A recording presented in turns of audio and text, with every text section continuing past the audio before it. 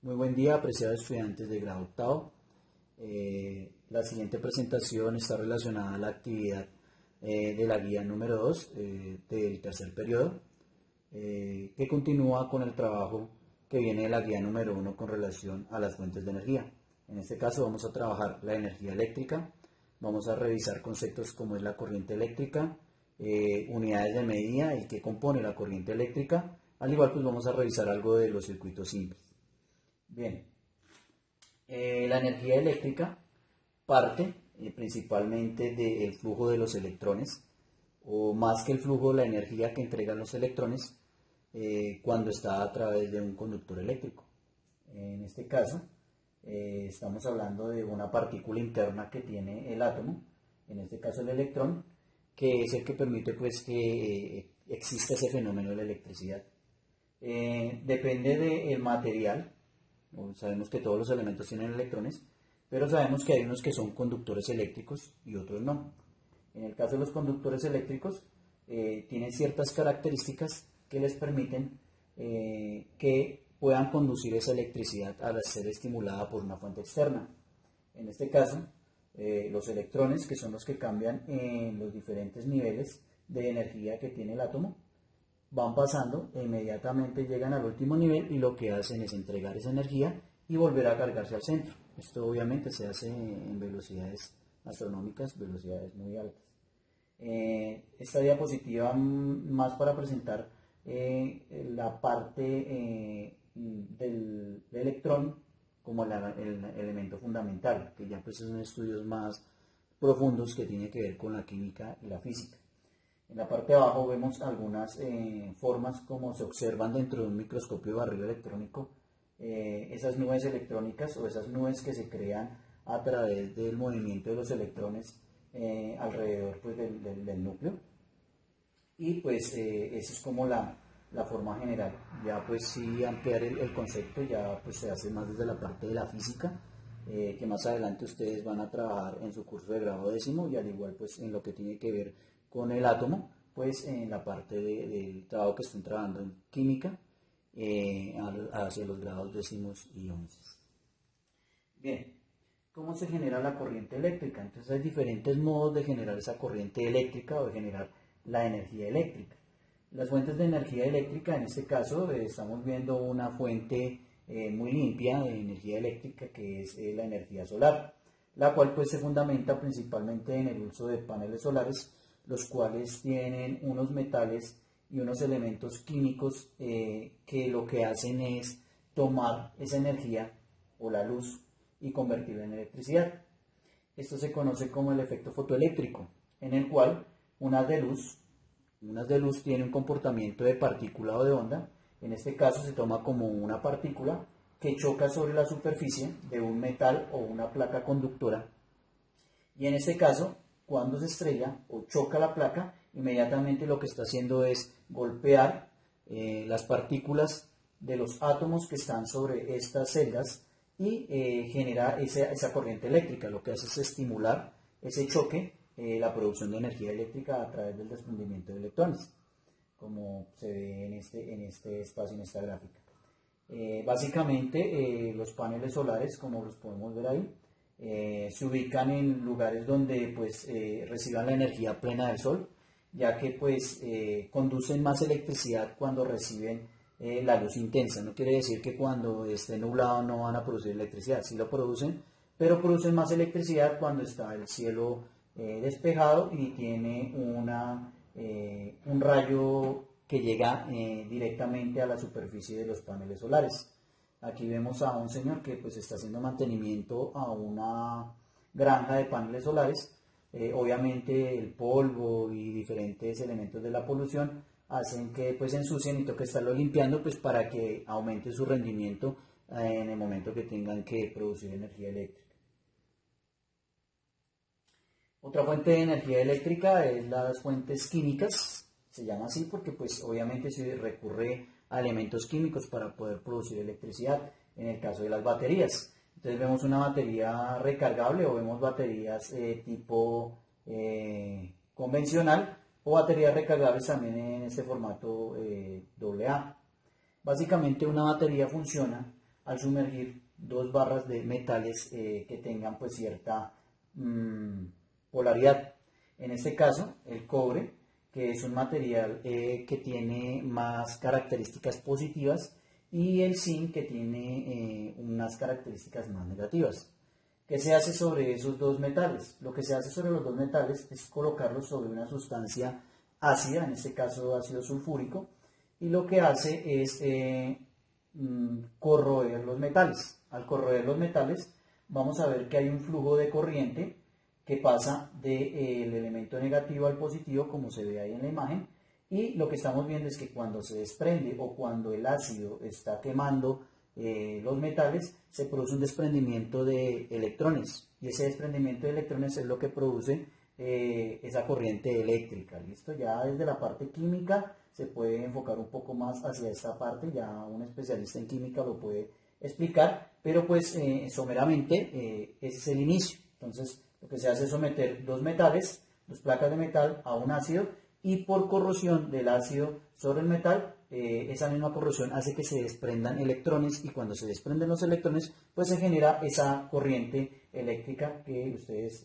pueden ver acá en esta simulación, donde pues pasa una corriente eléctrica a través de un medidor y obtenemos un voltaje. De esa manera funcionan las baterías, por ejemplo, como tenemos ahí de un carro, de una motocicleta, o por ejemplo las baterías convencionales que tenemos en la casa, o también las baterías recargables. Es de recordar que estas fuentes de energía se agotan, ¿no? A pesar de que sean pilas recargables o que sean las pilas normales, se van agotando. Sabemos que las pilas recargables pues tienen un tiempo de vida útil mayor, pero igual también se van a dañar, y pues obviamente ya cuando se dañan pues no producen corriente eléctrica, dado por el desgaste pues ya de los metales y de los compuestos internos, dado que pues se someten a un proceso químico que pues va deteriorando el metal, y que obviamente con el tiempo pues ya no va a funcionar.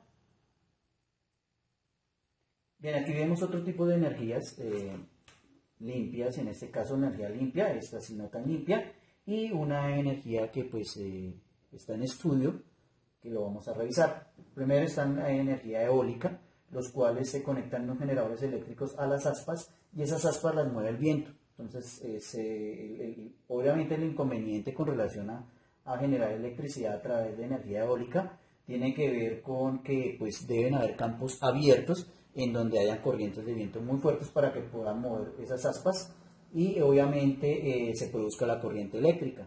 En La Guajira obtenemos a través de algunos bancos que hay allá de generadores de energía eólica este tipo de energía. Es un tipo de energía limpia. Aquí encontramos otro tipo de energía no tan limpia, dado los residuos que pues salen de los procesos de fusión. Se utilizan uranio y otros elementos radioactivos, los cuales lo que hacen es acumularse dentro de una bóveda y calientan agua. Al calentar el agua, el vapor que sale por estas chimeneas es el que hace mover unas turbinas, y con el movimiento de las turbinas que se genera esa corriente eléctrica. A pesar de que pues es una forma económica de producir energía eléctrica, dado porque pues tiene una duración muy larga, sabemos que hay desechos que se producen, y pues obviamente el trabajo con estos elementos, la fusión nuclear, pues puede causar accidentes como lo que ocurrió en Rusia, en Chernobyl, y pues es un tipo de energía pues eficiente, pero que deja residuos al medio ambiente, residuos radioactivos, pues que ya muchos conocemos lo que produce sobre la salud humana. Y acá tenemos los cuarzos. Los cuarzos también son un tipo de productores de energía eléctrica.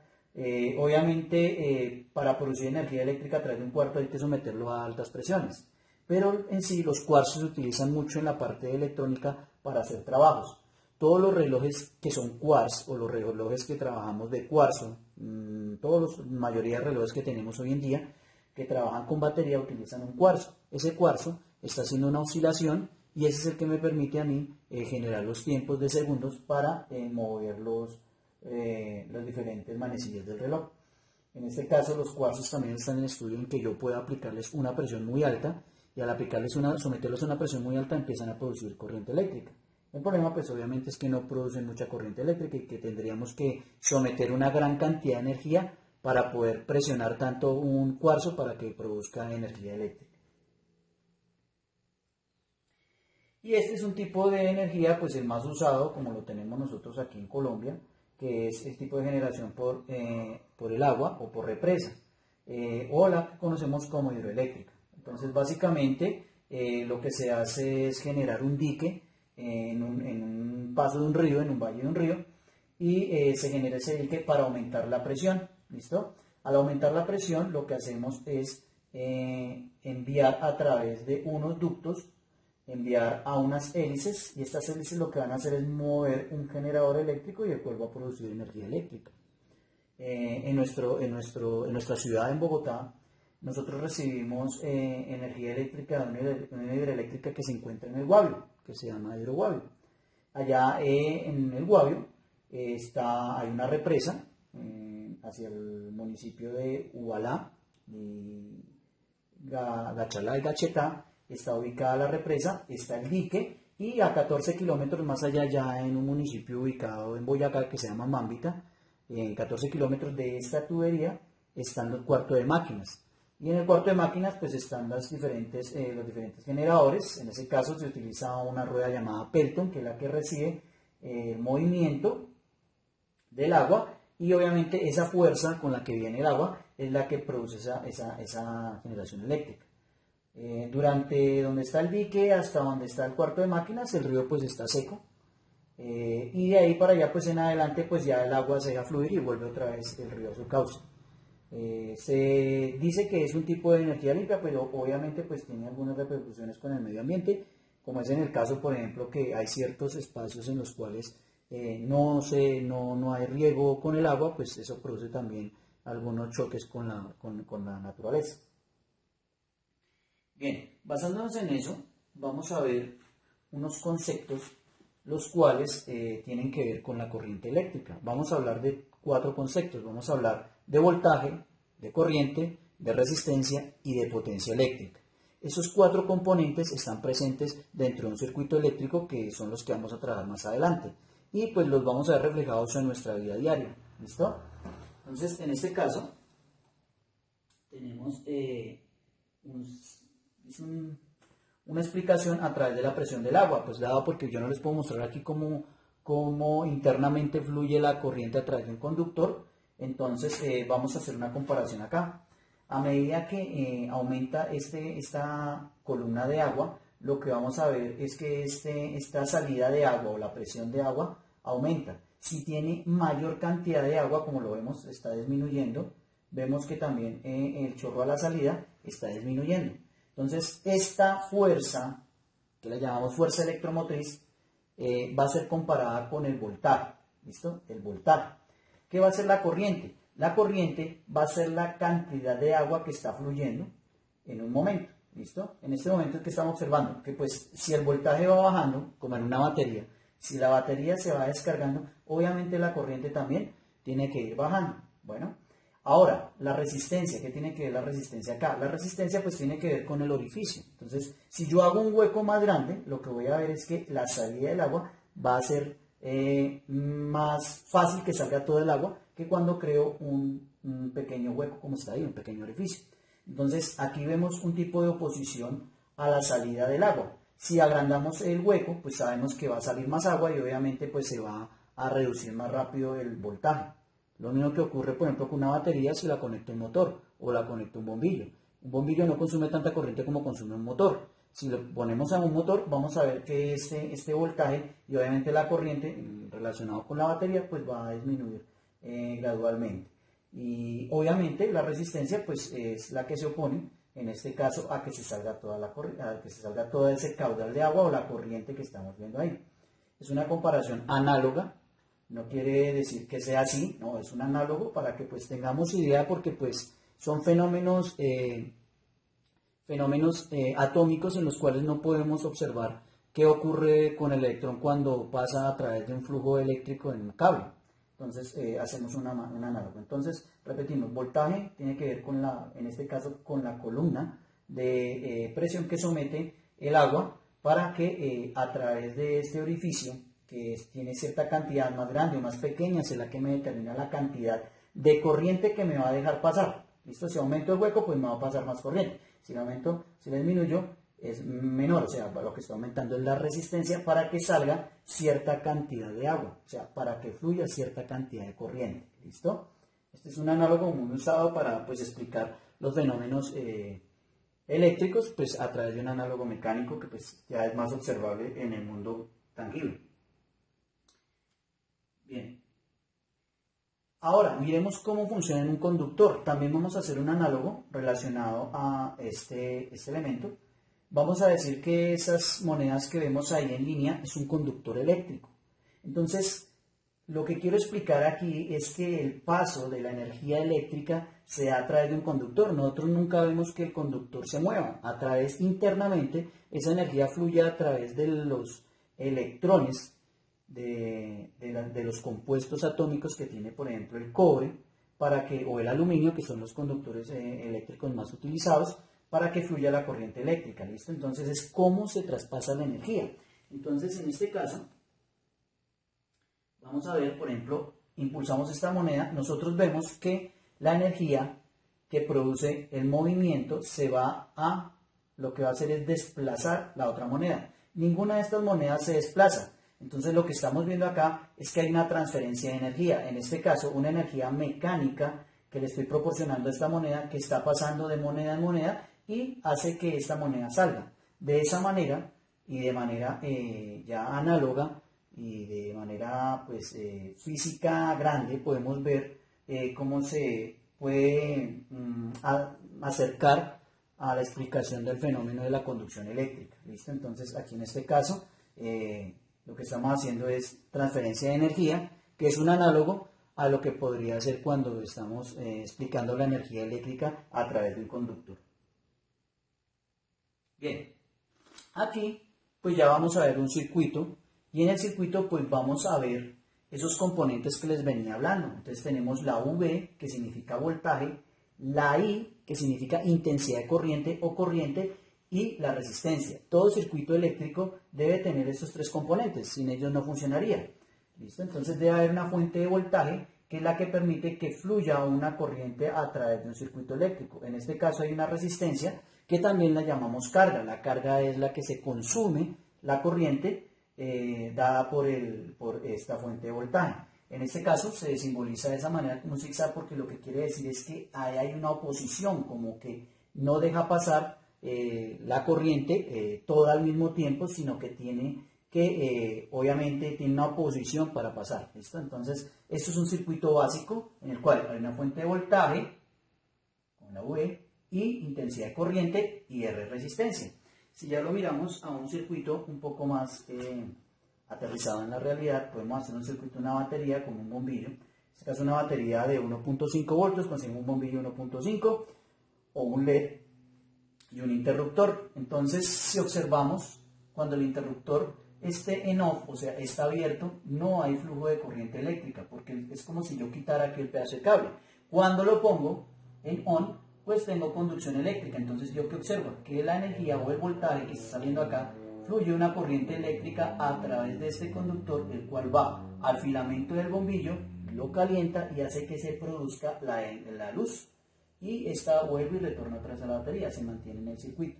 Sabemos que ese proceso obviamente lo que está haciendo es consumiendo energía. Bueno, esa energía que es una energía eléctrica la estamos pasando a una energía lumínica y en la cual pues obviamente va a tener una descarga la batería, se va a ir consumiendo. Recuerden que esto es una fuente de energía química y que se va descargando. Yo puedo conectar esto. O sea, pero bueno, pues una batería no hay todo en la casa. Yo tengo muchos elementos en los cuales no tengo batería. No, utilizamos fuentes de voltaje diferentes como las que tenemos en la hidroeléctrica que llegan a través de cables a nuestras casas, a través de los transformadores, que más adelante pues ya lo explicaremos, y pues obtenemos la fuente de corriente a través de las tomacorrientes donde conectamos nuestros electrodomésticos y ahí mantenemos nuestro flujo de corriente.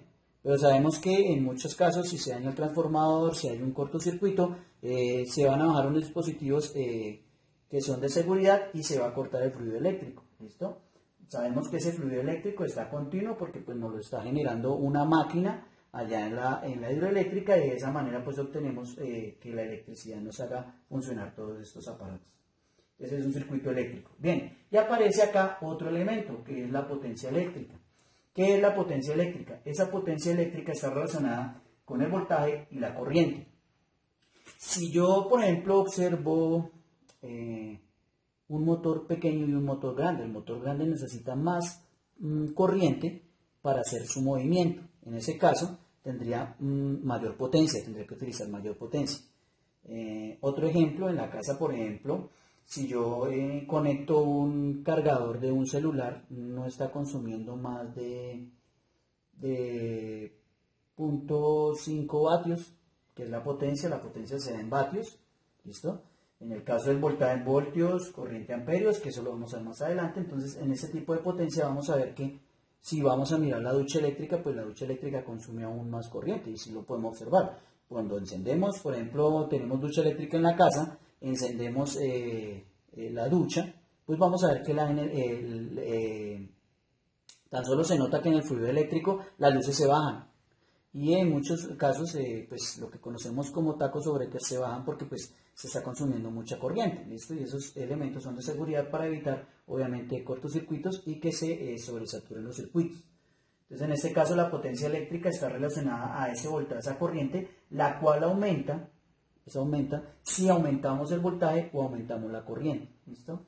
Entonces, la potencia eléctrica es la que me permite, digamos, estoy haciendo un hueco con un taladro. El taladro está de manera suave haciendo su trabajo, pero si yo lo pongo a que trabaje con más fuerza, porque necesito que haga más fuerza o tenga un tipo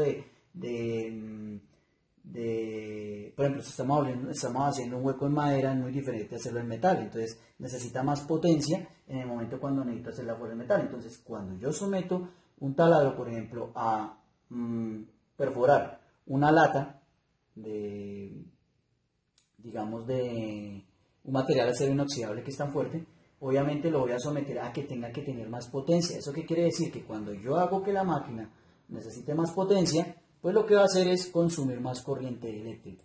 Lo mismo en la licuadora. Si en la licuadora estoy licuando un jugo sencillo, que no tiene, por ejemplo, estoy licuando unas moras, ¿sí? Pero si voy a licuar un coco, pues el coco es más duro, tiene que hacer más fuerza la licuadora, por lo tanto va a tener más consumo de electricidad. Entonces va a aumentar esa corriente eléctrica y por lo tanto esa potencia aumenta. Bueno, en los equipos de sonido también es igual.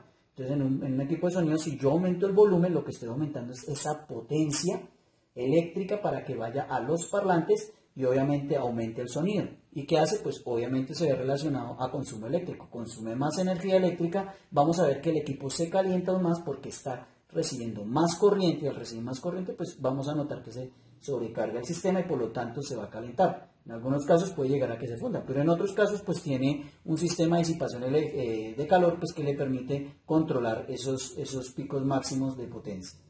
Bien, estos temas obviamente se van a tratar aún más adelante y los vamos a entender aún mejor cuando ya veamos la ley, lo que vamos a trabajar en las próximas guías, que vamos a trabajar la ley de Ohm y la ley de Watt, que son las leyes pues que nos permiten solucionar problemas con circuitos eléctricos y nos permiten entender aún más estos fenómenos de la electricidad. Bien, no es más, agradecerles su atención y pues estar pendientes de las actividades que se cuelgan en la página. Cualquier inquietud pues nos las hacen llegar al docente Jorge Fuquen o a mi correo o al correo del profesor Jorge, dado el caso de grado 801, 802, 803 con el profesor Jorge Fuquen y 804 pues con quienes habla el profesor Oscar Mondragón. Les agradezco su atención y muy buen día.